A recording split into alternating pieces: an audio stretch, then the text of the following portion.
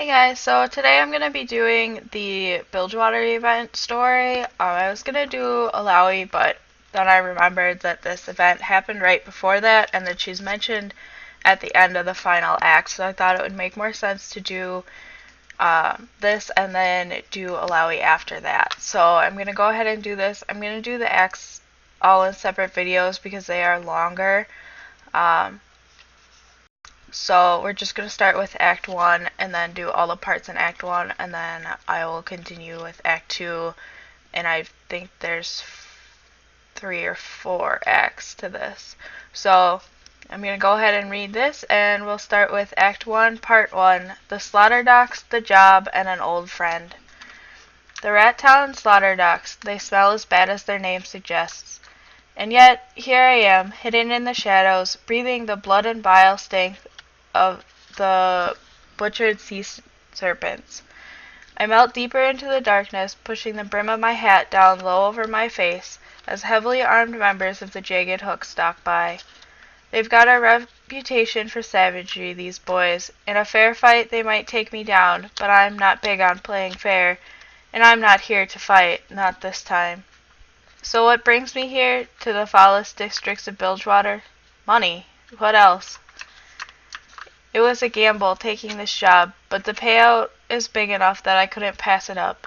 And besides, I chased this place to the stack of the deck in my favor. I don't intend to linger. I want to be in and out as quickly as possible and as quietly as possible. Once this job is done, I aim to collect my payment and be gone before dawn. All goes well, I'll be halfway to the Valorian before anyone knows the damn thing's missing. The thugs turn the corner of the massive slaughter shed. Means I've got 2 minutes until they swing around. Plenty of time. The silver moon slides back behind a bank of clouds, covering the wharf in shadow. Crates from the day's work are scattered across the dock. Makes for easy cover. I see lookouts on top of the main warehouse, silhouettes standing watch, their crossbows in hand. They're gossiping loudly like fishwives. I could be wearing bells and these idiots wouldn't hear me. They think no one would be fool enough to come here. A bloated corpse hangs overhead, a warning for all to see. It spins slowly in the midnight breeze coming off the harbor.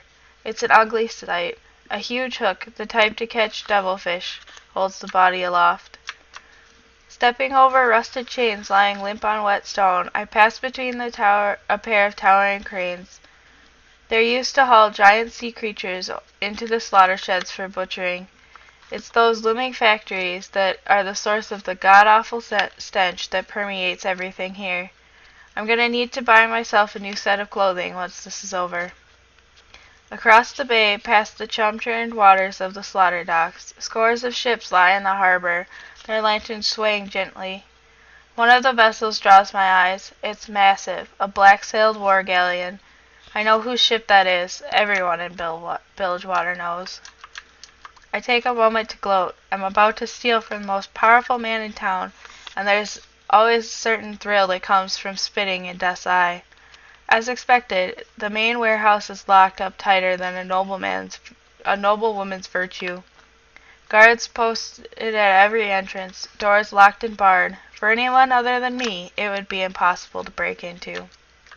I duck into the blind alley opposite the warehouse. It's a dead end, and it's not as dark as I would have liked. If I'm still here when the patrol comes back, they will see me, and they will get a hold of me. The best I can do is a quick death. More likely, I'll be taken to him, and that will be far more painful, drawn-out way to go. The trick, as always, is not to get caught. Then I hear them. The bruisers are returning early. I have seconds at best. I snap a card out of my sleeve and weave it through my fingers. It's as natural as breathing. This is the easy part. The rest can't be rushed. I let my mind drift as the card starts to glow. Pressure builds around me, and I'm nearly overcome with the promise of everywhere. Half closing my eyes, I focus, and the picture where I need to be. Then there's a familiar lurch in my guts as I shift, the displacement of air, and I'm inside the warehouse. Gone with barely a trace. Damn, I'm good. One of the jagged hooks outside might glance up to the alleyway and notice a single playing card falling to the ground, but probably not. It takes a moment for me to get my bearings. The dim light in of the lanterns creep through the cracks in the walls. My eyes adjust. The warehouse is crowded, stacked high with treasure from all over the 12 seas, gleaming suits of armor, exotic works of art, and shining silks. All things of considerable value, but that is not what I'm here for. My attention is drawn to the loading doors in front of the warehouse, where I know I will find the most recent arrivals. I run my fingertips across the various cartons and crates until I come to a small wooden box. I can feel the power emanating from within. This is what I'm here for. I unlatch the lid. My prize is revealed, a knife of exquisite design, lying on a bed of thick velvet. I reach for it. Ch-chunk. I freeze. There's no mistaking that sound. Before he even speaks, I know who's standing behind me in the darkness. TF, says Graves. It's been a long time. Act 2, Part 2. The Wait, Reunion, Fireworks. I've been here for hours. Some folks might get bored standing still this long, but I've got my anger to keep me company. I ain't leaving this spot until I settle the score. Long after midnight, the stake finally shows. He suddenly appears in the warehouse using the same old magic trick. I prime my shotgun, ready to turn him inside out. After the years I spent looking for that treacherous son of a bitch, here he is. Dead to the rights at the end of the Destiny's barrels. TF, I say. It's been a long time. I had better words ready for this moment. Funny how they all went out the window as soon as I saw him. But TF, his face shows nothing. No fear, no regret, no hint of surprise. And while facing down a loaded gun, God's damn him. Malcolm, how long have you been standing there? He asks. His smile and his voice enrages me. I take aim. I can pull the trigger and leave him deader than sea scum. I should. Not yet, though. I still need to hear him say it. Why'd you do it? I ask, knowing full well he'd just come back with something clever. Is the gun really necessary? I thought we were friends. Friends? The bastard's mocking me. Now I want to tear that smug head off, but I've got to keep my cool. You're looking dapper than ever, he says. I look down at the devilfish bites on my clothes. I had to swim to get past the guards. Ever since he got a little money, TF's been a stickler for appearance. I can't wait to mess him up, but first I want answers. Tell me why you left me to take the fall, or they'll be picking bits of your pretty face out of the rafters. This is how you got to be with TF. Give him room, and he'll pull your strings till you don't know which end is your ass. His slipperiness came in hand when they were partners. 10 years in the locker. Do you know what that does to a man? He doesn't. For once he's got nothing cute to say. He knows he did me wrong. They did things to me that would have driven most men mad. All that kept me from breaking was my anger, and thinking about this moment, right here. Then comes the clever reply. Sounds like I kept you alive. Maybe you should thank me. That one gets me. I'm so mad I can barely see. He's trying to goad me. Then, when I'm in a blinding rage, he'll do his little disappearing act. I take a breath and leave the bait alone. He's surprised that I ain't biting. This time, I'm getting answers. How much did they pay you to sell me out? I growl. TF stands there smiling, trying to buy some time. Malcolm, I'd be happy to have this conversation for you, but this really isn't a good time or place. Almost too late. I notice the card dancing through his fingers. I snap out of it and squeeze the trigger. Blam! His card is gone. Almost took his dead head off, too. Idiot! He barks, I finally made him lose my cool. You just woke up before the whole damned island. You know whose place this is? I don't care. I ready a second shot, and I barely see his hands move. Then the cards explode around me. I fire back, not sure if I want him dead or just almost dead. Before I can find him in the smoke, fury, and splittering wood, the door gets kicked open. A dozen thugs come roaring in, just to add to the damn mess. "So, do you really want to do this?" TF asked, ready to throw another fistful of cards at me. I nod and load my gun steady on him. It's time to settle up. Act 1, Part 3. Wild cards, alarm, sleight of hand. Things get ugly fast. The whole damned warehouse is crawling with jagged hooks, but Malcolm couldn't care less. I'm all he's interested in. I sense Graves' next shot coming and turn away. The boom of his gun is deafening. The box explodes where I had been standing a fraction of a second earlier. I do believe my old partner is trying to kill me. Somersaulting over a stack of mammoth ivory, I whip a trio of cards in his direction. Before they hit home, I'm already ducking into cover, looking for an out. I only need a few seconds. He curses loudly, but the cards won't do more than slow him down. He's always been a tough bastard. Stubborn, too. Never knows when to let things go. "You ain't getting away, TF," he growls. "Not this time." Yep, that trait's still riding him hard. He's wrong, though, as usual. I'll be taking my leave as soon as possible. There's no use talking to him when he's out for blood. Another blast and sharp ricochets off the priceless suit of a Damassian armor, embedding into the walls and the floor. I dart left and right, weaving and fading, sprinting from cover to cover. He sticks with me, roaring his threats and accusations, his shotgun barking in his hands. Graves moves fast for a big man. I'd almost forgotten that. He's not my only problem. The damn fool's stirring up the hornet's nest with all his shooting and hollering. The jagged hooks are all over us, but they're smart enough to leave some men barring the main doors. I have to get gone, but I'm not leaving without what I came for. I've led Graves on a merry dance around the warehouse, and I arrive back to where we started a moment before he does. There, the hooks are between me and my prize, and more coming. There's no time to wait. The card in my hand glows red, and I hurl it dead center at the warehouse doors. The detonation blows off their hinges and scatters the hooks. I move in. One of them recovers faster than I expect, and he swings at me with a hatchet. I sway around the blow and kick out his knee, hurling another spread of cards at his friends to keep them honest. My path clear, I swipe the ornate dagger that I've been hired to steal, hooking it into my belt. After all this trouble, I might as well get paid. The gaping loading doors beckon, but there are too many damned hooks piling in.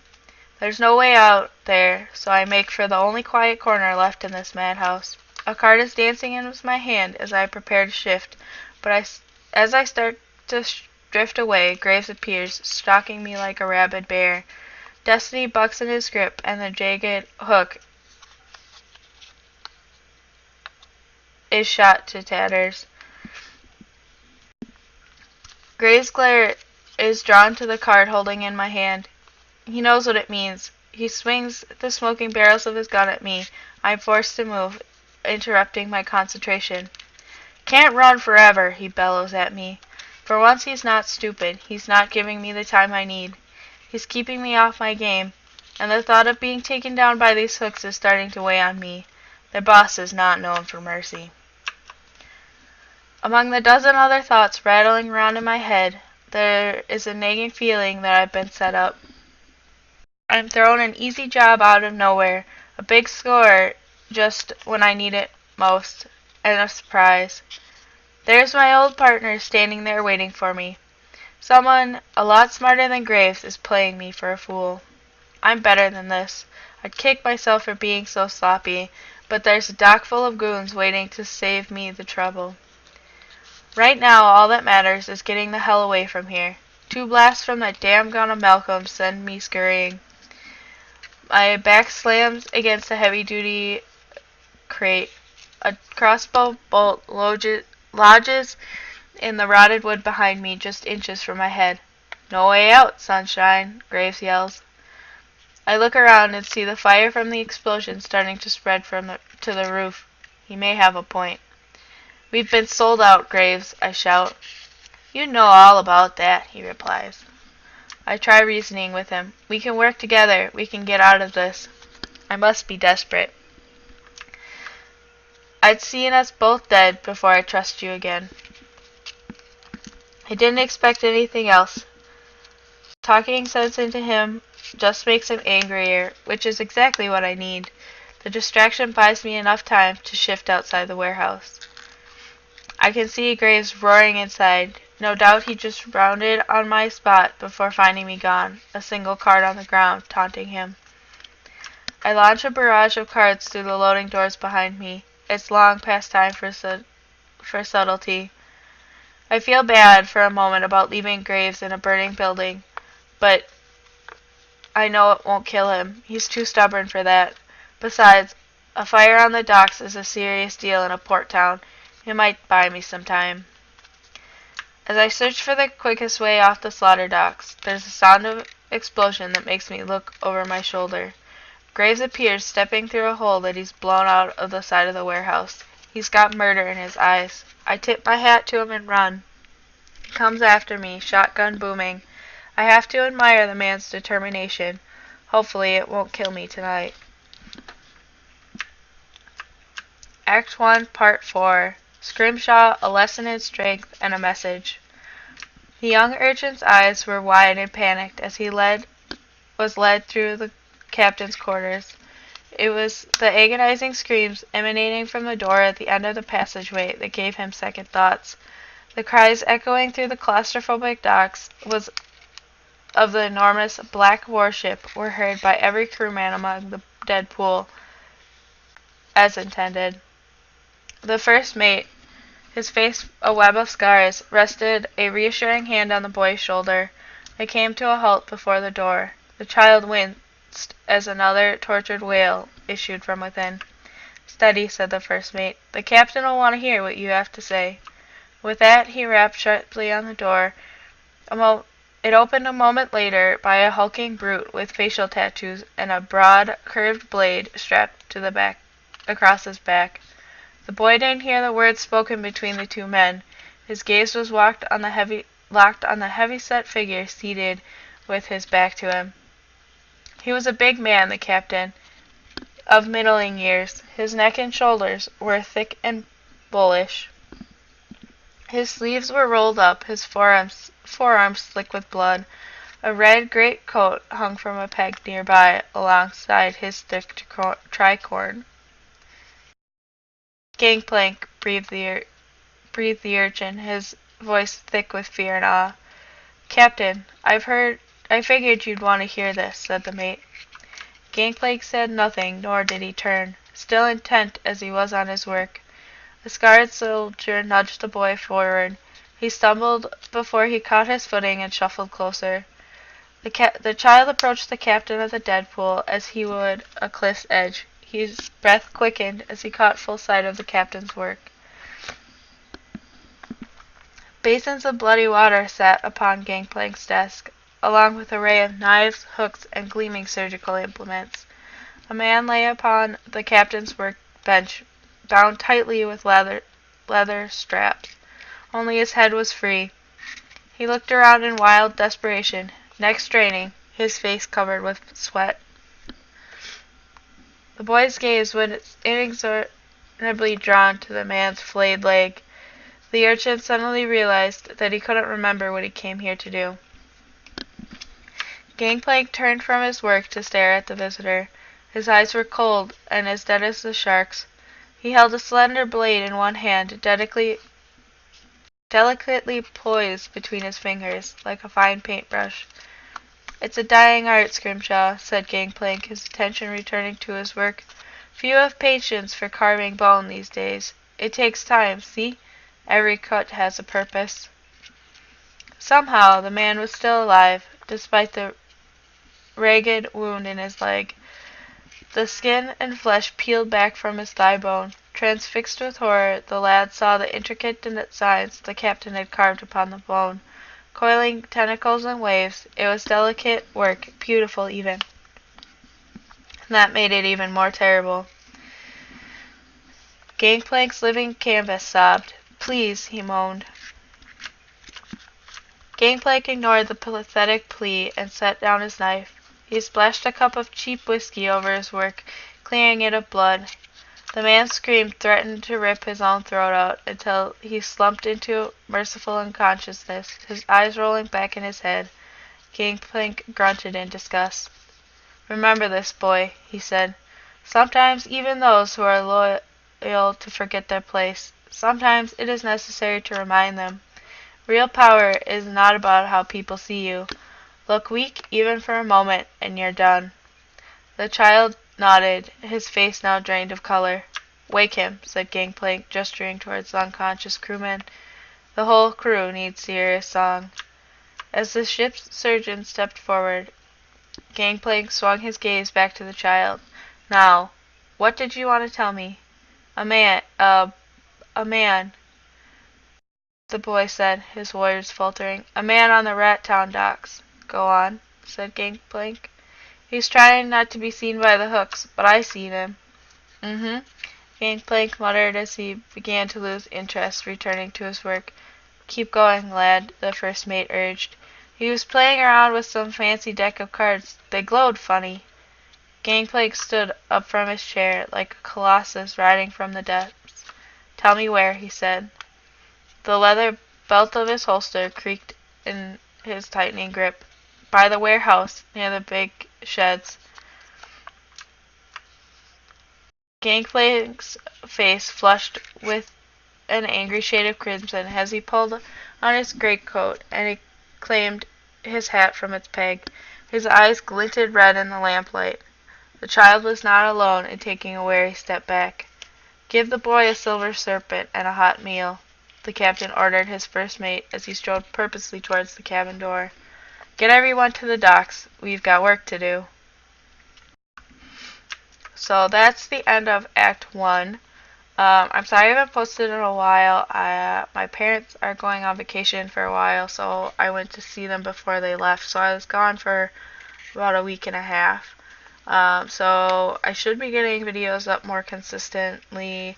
I'm hoping to have one up tomorrow and then the day after until I've got everything done through Alawi. And until tomorrow, I hope that everybody has a nice day, and thanks for watching. If you want to, you can leave a like and subscribe, and you can comment below with any suggestions, or if you would just like to say anything about the video or anything like that.